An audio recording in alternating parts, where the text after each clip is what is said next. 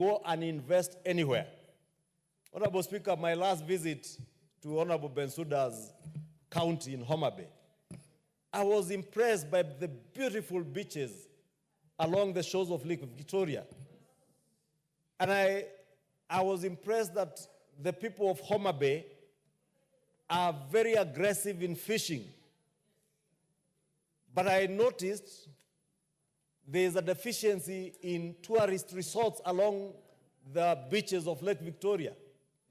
And I imagined if these were the days when I had some money, I would have been a very good close friend of Honorable Bensouda to make sure she's able to give me part of her assets near the lake to invest in tourist class holiday resorts.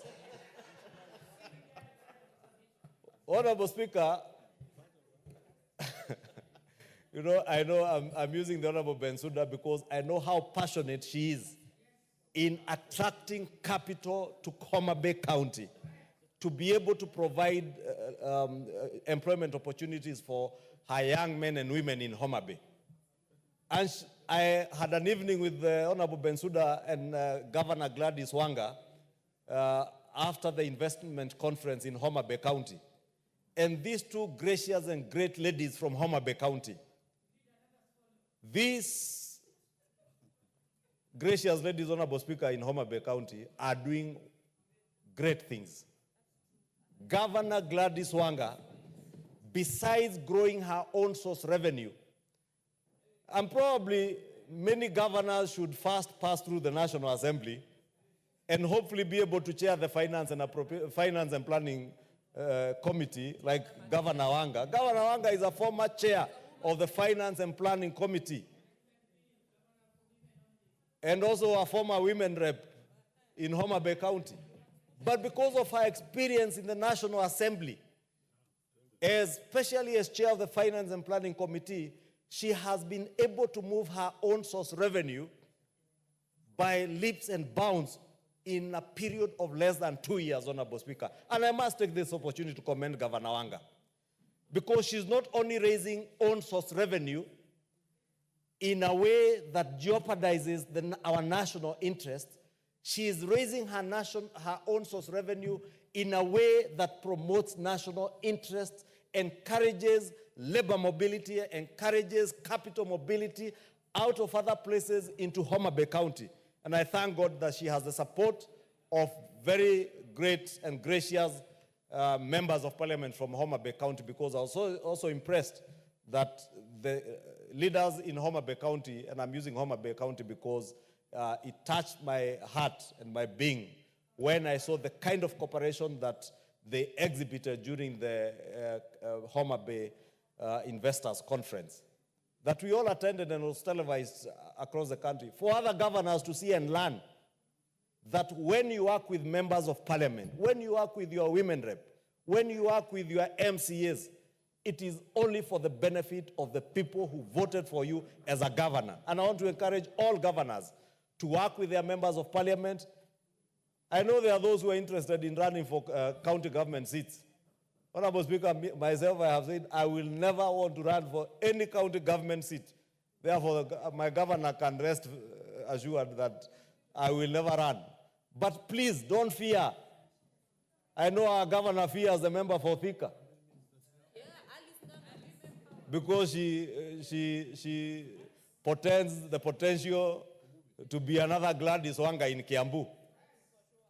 But I have also said, without lying, Honorable Speaker, that I believe in the power of women leaders.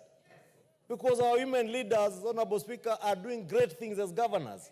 Not just Governor WANGA. If you look at my party chair, Governor Cecily Mbarire, she is doing great things in Embu, even with sabotage from a few of us, or one or two of us.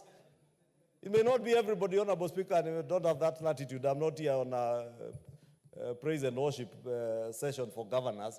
But I want to encourage them, let them work with other leaders, with their county assembly members, even as we actualize the provisions of this bill, Honorable Speaker, the County Government Revenue Raising Process Bill, that they may use it to encourage not just the cooperation of other leaders, but the cooperation of their neighboring counties and other counties. I look forward to the day, Honorable Speaker, in this country, the governor of Wajir, the governor of Marsabit, will be working with the governor of Kiambu, the governor for Nyeri, the governor for Kericho, to make sure that those things that are not available in their counties, they are able to exchange, and there is that free mobility of labor, of capital, so that even those of us who come from crowded counties like Kiambu and Kisii, and Nyamira, for instance, where Honorable Irene Mayaka comes from, that the people of Nyamira, the people of Kiambu will feel free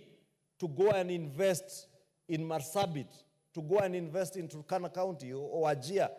And indeed, the people of Wajir, and I must commend our brothers and sisters from the far north, they're investing all over across the country. That is the kind of country we all yearn for.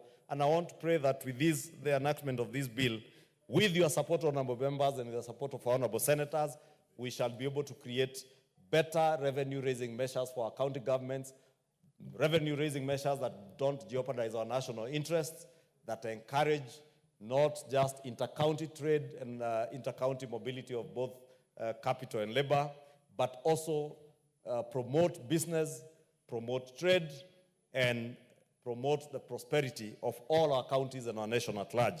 With those many remarks, Honorable Speaker, I beg to move, and I want to request my very able deputy.